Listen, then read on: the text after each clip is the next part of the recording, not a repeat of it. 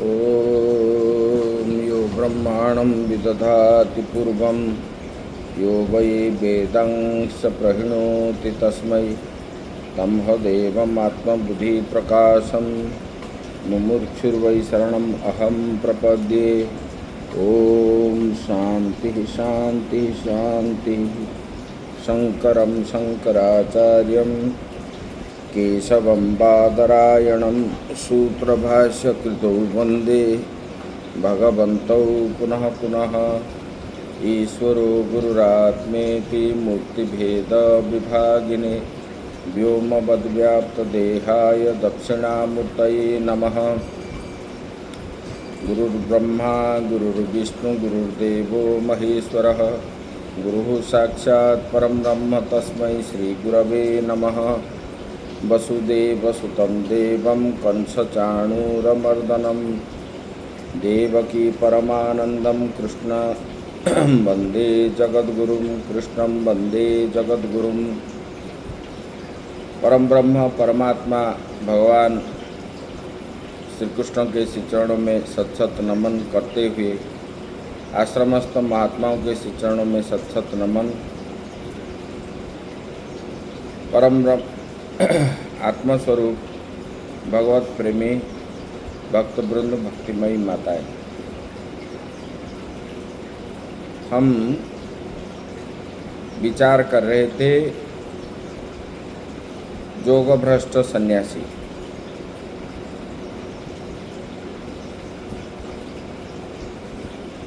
अभी बता रहे हैं योगभ्रष्ट जो है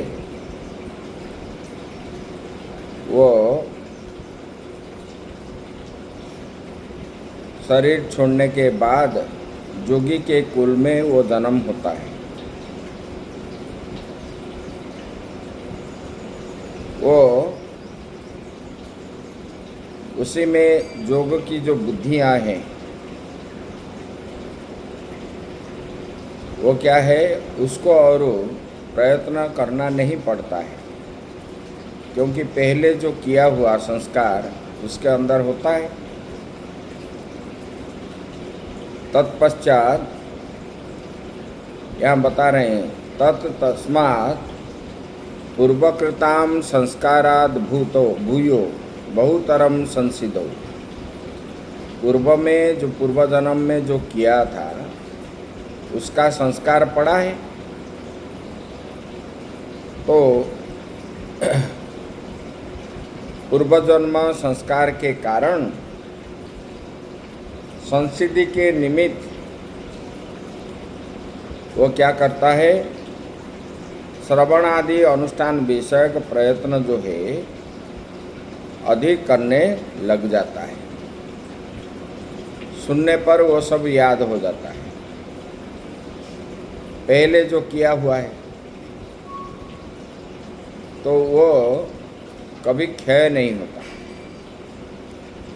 अभी ये बता रहे हैं कथम पूर्वदेह बुद्धि संयोग इति तदुच्यते।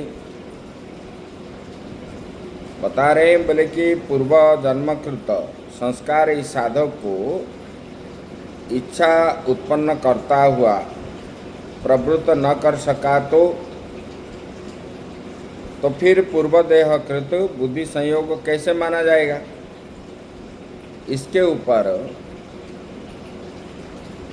बुद्धि अगर उसमें नहीं लगेगी पूर्व जन्म का संस्कार होने पर भी, तो फिर कैसे माना जाएगा।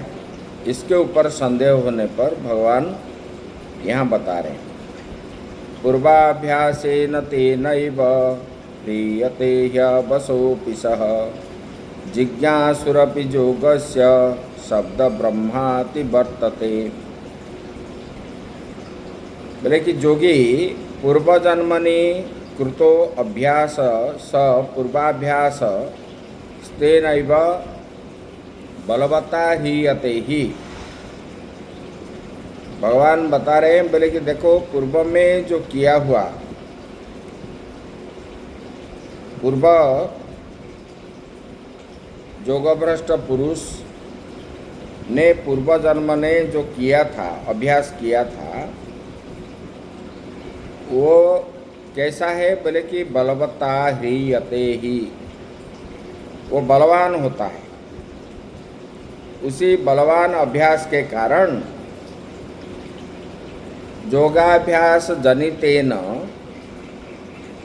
संस्कारेण ह्रियते, वो पूर्वाभ्यास बलवान होने के कारण परवश हुआ भी साधना की और आकृष्ट हो जाता है। जैसे चुंबक लोहे को खींचता है, इस प्रकार पूर्व में जो किया हुआ संस्कार उसके अंदर है, वो वहाँ पर खींचता है। अधर्म अधर्म च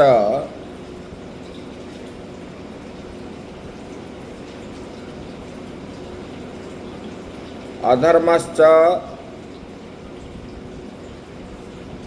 चेत बलवत्तरः कृतस्तेन योगजो अपि संस्कारो अभिभूयत एव, बोले कि उसी बलवान अभ्यास के कारण परवश हुआ भी साधना की ओर वो क्या होता है, आकृष्ट हो जाता है। और यदि योगाभ्यास संस्कार की अपेक्षा ऐहिक अधर्मादि रूप कर्म बलवान नहीं है, तो योगाभ्यास जनित संस्कार से वो योगी क्या होता है, वो योगी के योग की और उसको क्या है, खींच जाता है। तथा ऐहिक धर्मादि बलवान है तो योगोज संस्कार भी दब जाता है, ये बता रहे।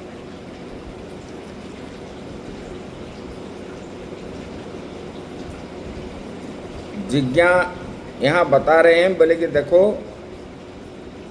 उस अधर्मादि के नष्ट होने पर योगज संस्कार जो है, उनके पास जो संस्कार है वो स्वयं ही कार्य प्रारंभ कर देता है।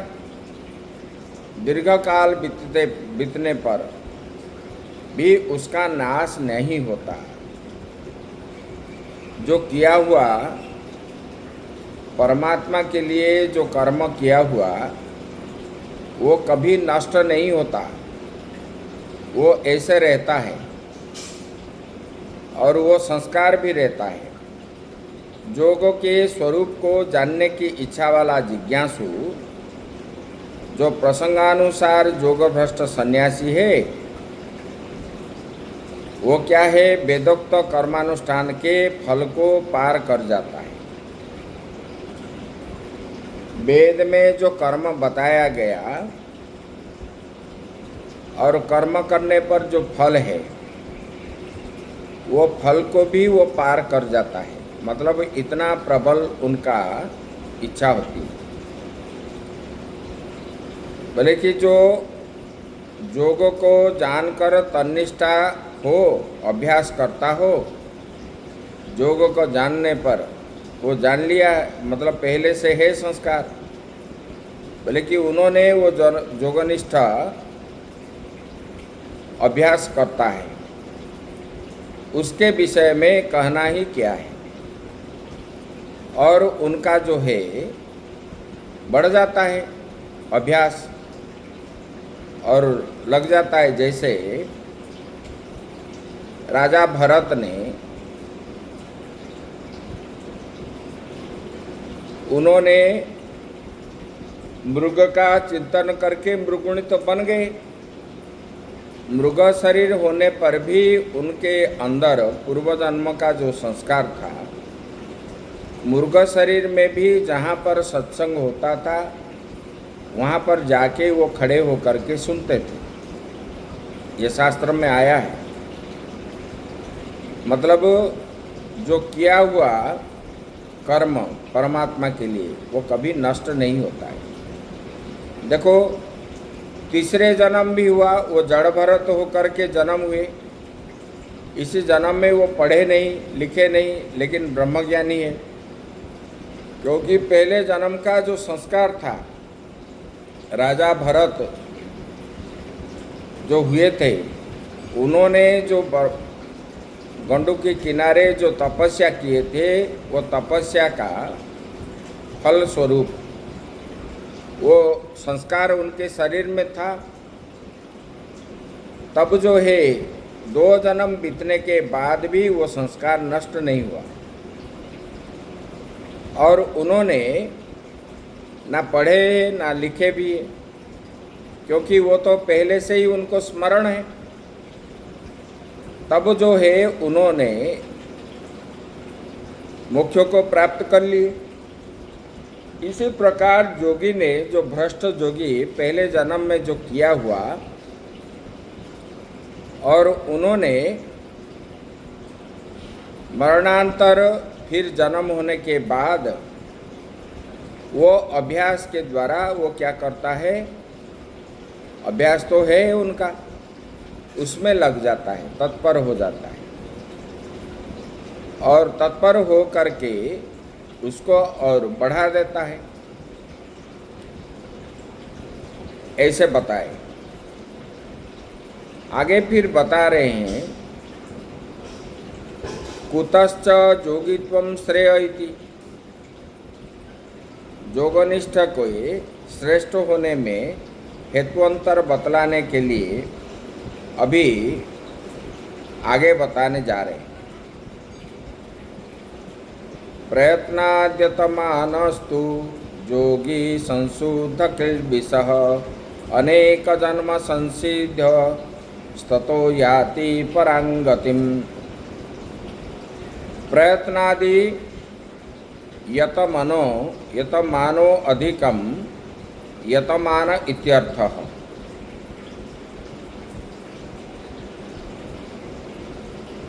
बोले कि अनेक जन्मों में उन्होंने जो प्रयत्न किया था, थोड़े थोड़े संस्कार की वृद्धि कर वो विद्वान जोगी उस उनके जन्मकृत उपचित संस्कार के कारण यथार्थ ज्ञान को प्राप्त कर उत्तम गति को प्राप्त हो जाता है। इसी जन्म में थोड़ा सा किया, अगले जन्म में थोड़ा सा किया, अगले फिर और एक जन्म में थोड़ा सा किया। वो जो संस्कार, थोड़ा थोड़ा संस्कार, वो क्या है, वृद्धि होता है। वो संस्कार क्षय नहीं होता, वृद्धि हो करके वो जोगी अनेक जन्म कृत जो संस्कार उसके अंदर है, उपचित संस्कार, उनके अंदर जो संस्कार था, उसके कारण उनको जो है यथार्थ ज्ञान को वो प्राप्त करता है। यथार्थ ज्ञान प्राप्त होने पर उनको उत्तम गति प्राप्त होती है, भ्रष्ट वो नहीं होता है। और क्या बता रहे हैं, बोले कि देखो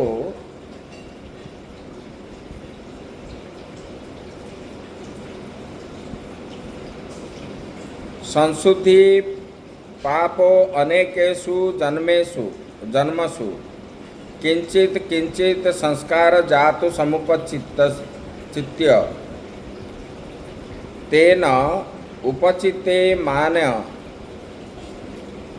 उपचितेन चितेन अनेक जन्म कृतेन संसिद्धो अनेक जन्म संसिद्ध ततो लब्ध सम्यक दर्शन संन्याति परम प्रकृष्टांग गतिम। बोले कि अनेक जन्म में थोड़े थोड़े संस्कार को वृद्धि करके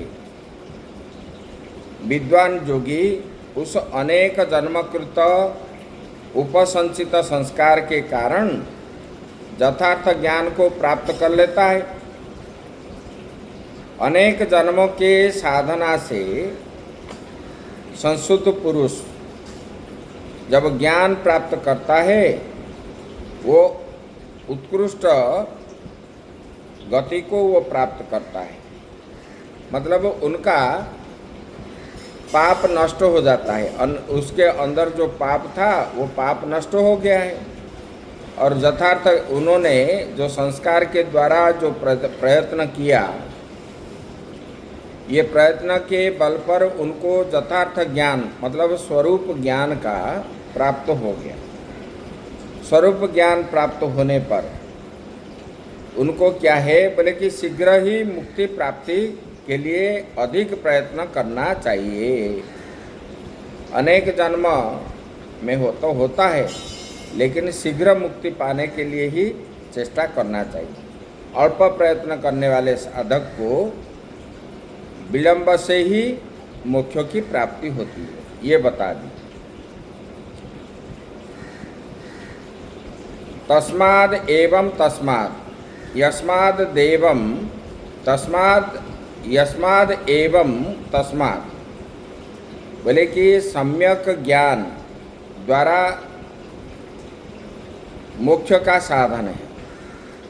सम्यक ज्ञान ही मोक्ष का साधन है।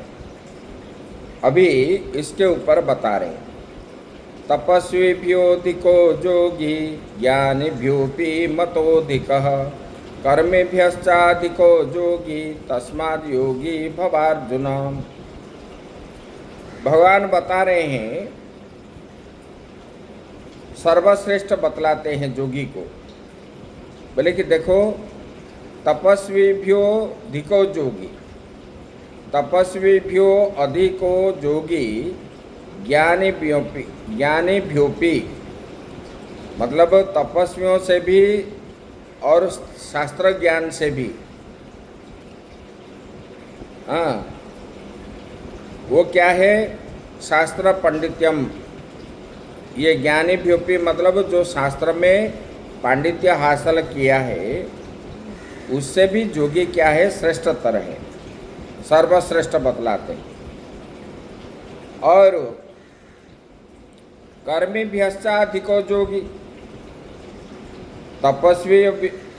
तपस्वियों से भी एवं शास्त्र ज्ञान से भी योगी जो है बड़ा हो माना गया है। और क्या है बोले कि कर्मियों के अपेक्षा भी योगी श्रेष्ठ है।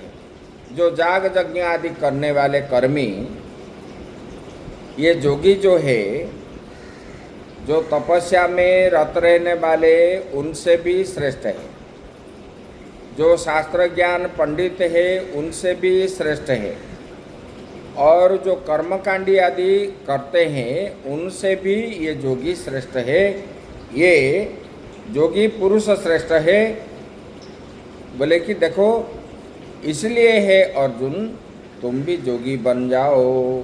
बाबा अर्जुनो, भगवान बता रहे हैं तुम भी योगी बन जाओ, क्योंकि ये योगी जो है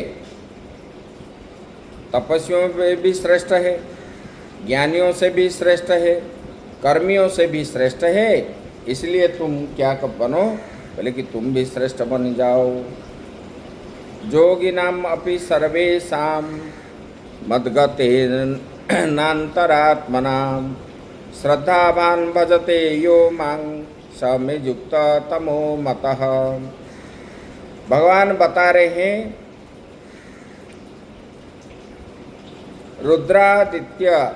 रुद्रादि आदित्य योगिनाम अपि सर्वेषां, योगिनाम अपि सर्वेषां, सर्वेषां मतलब रुद्र आदित्यादि ध्यान परायण, जो रुद्र का चिंतन करते हैं, जो आदित्य का चिंतन करने वाले। बोले मद्गतेनान्तरात्मना, मध्य ये रुद्र आदित्य देवी, ये साधक के मध्य मद्गतेन मयि वासुदेवे, बोले कि मुझ वासुदेव में समाहित चित्त हो श्रद्धालु भक्त क्या है? मेरी सेवा करता है। मुझे श्रेष्ठ योगी मान्य है। बोले कि जो मेरा चिंतन करता है, मेरा स्मरण करता है, मेरा मनन करता है, ऐसे वाले योगी मुझे अत्यंत प्रिय है। ऐसे भगवान ने बता रहे। यहाँ तक जो है, हम लोग जो संपूर्ण गीता शास्त्र 3 षटक में बटा गया है। पहला 6 अध्याय प्रथम षटक है, वो कर्म के बारे में बताए। और दूसरा जो 7वां अध्याय में से 12वां अध्याय तक, ये 6 अध्याय जो है ये भक्ति के बारे में बताए। और